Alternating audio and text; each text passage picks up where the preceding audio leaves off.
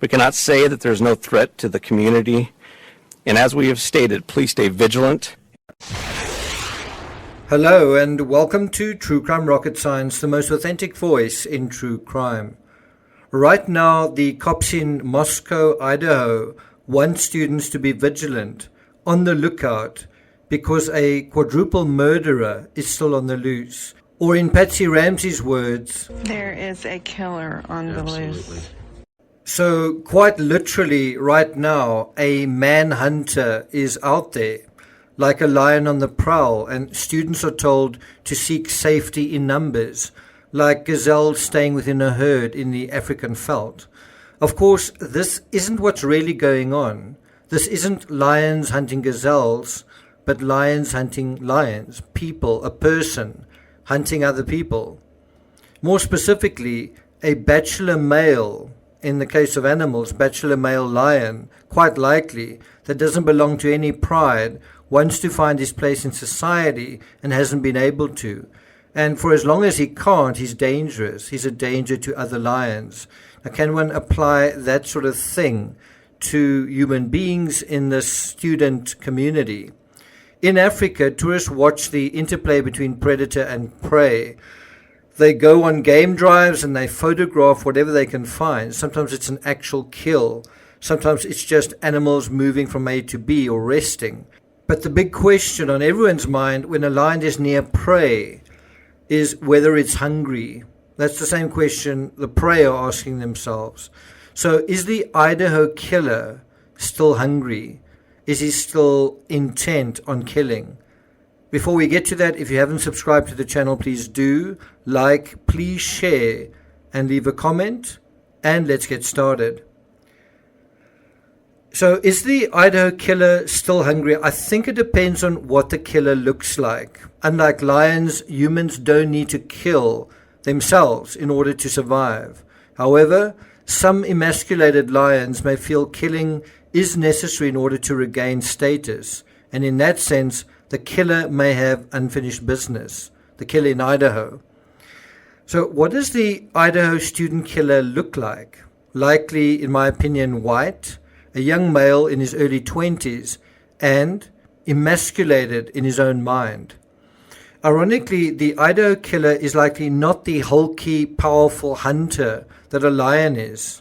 This is what a triple axe murderer from South Africa looks like. This was 20-year-old Henry van Breda shortly after axing 3 family members to death. At the time, his brother was a student at the University of Melbourne. Do you think Henry was brave, axing to death his family and then blaming it on an intruder who he claimed also attacked him? Was he brave or something else? This is one of the worst shooters in American history. This is what he looks like. Adam Lanza was 20 years old when he shot and killed 26 people. It's the 4th deadliest shooting overall in America. Do you think Lanza was brave or something else when he killed over a dozen elementary school kids? Do you think he looks like a killer? This man shot to death a defenseless woman cowering in a bathroom. He was 26 years old. This was him shortly after the crime. Do you think he was brave shooting someone behind a closed door or something else? And we can apply that same question to the Idaho killer. Do you think he was brave going into a house where there were mostly very young women and they were all asleep and many of them were inebriated and sleeping? So that brings us to the next point, a killer's psychology. In one way or another, all 3 of the young men identified here come from wealthy families and had a strong sense of entitlement. So on the one hand, you have entitlement, on the other, emasculation. What is entitlement? It's the feeling that you have the right to something. You have a claim. You have permission. You believe that something is owed to you. Entitlement is basically feeling that you have an expectation to have certain privileges. What is emasculation? Well, it's kind of the opposite. It's the process of making a man feel less male by taking away his power and confidence.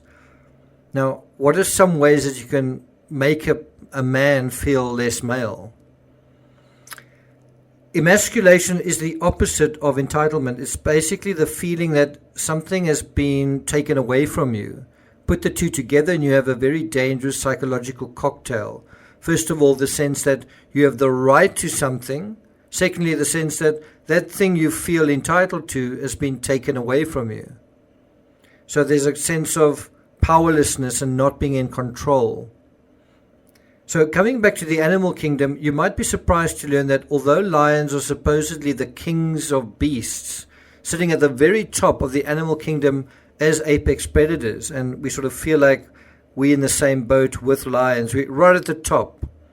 Many lions are also cowards. According to a report in the Los Angeles Times, researchers found cowardly lions in the plains of Africa. This is a quote from the article.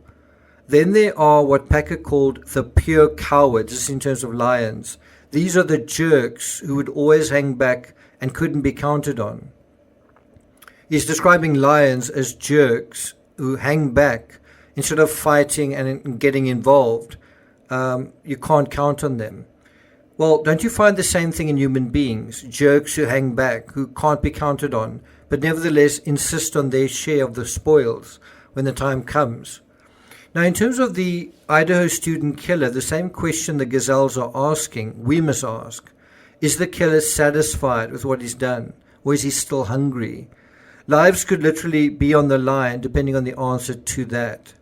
In my opinion, the stars and planets aligned in a way that triggered an already primed, emasculated student. I think the social media post put up by Kaylee was something that in a way broke the straw, was the straw that broke the camel's back. So that is not going to happen again, in my opinion. And that was the one thing. The other thing is he committed these crimes like a coward. He killed people when they were the most defenseless, when they were drunk and sleeping. I don't see that happening again here. So something else to mention, when I was on holiday, I approached this sign on the way to the beach. I was going to take a surfboard and surf despite the sign, but the wind changed quite quickly and I went for a walk down the beach instead. On the beach, a woman told me that she had just spotted a big shark down at the far end of the beach, very close to the shore, and taken a photo of it. In the very same way that the teeth of sharks are like knives, and predators devour their prey in order to nourish themselves, some men and some women feel they need to devour others as well, in a symbolic sense, in order that they may live, in order that they can prosper, kind of at the expense of someone else, because someone has been prospering at their expense, and they see everything caught up in that transactionality, right? So this is an existential aspect felt sometimes by young men as well, that in order to live, they need to kill or do something forcefully in order that they are not extinguished. You see it often with little boys and bullies at school. I've got to do something with force in order to establish my dominance, right?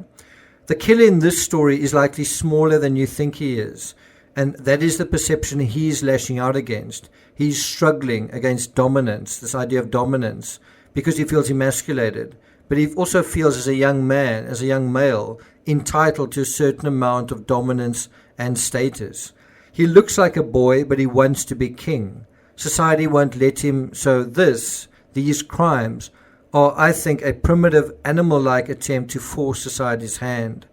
The advice law enforcement have given students is the same advice to swimmers, surfers or kayakers in shark-infested waters or gazelles grazing on the African plain. Stick together, stay in groups. In the same way, this is how we can identify our hunter-killer. He's not part of a group. He's not sticking with someone. He's separate, he's isolated. And it's for that reason he's got a bone to pick with society. So I'm not going to take it further than that. I will be doing a live stream dealing with the number 3 clue we all missed at 4 p.m. Eastern Time. And we'll also be reviewing a lot of the other news milestones that have come up over the past 4 weeks, things that I put up on Patreon while I was on holiday. We're going to be reviewing some of that information. So look out for that 4 p.m. Eastern later today. Thank you for listening, and I'll see you guys next time.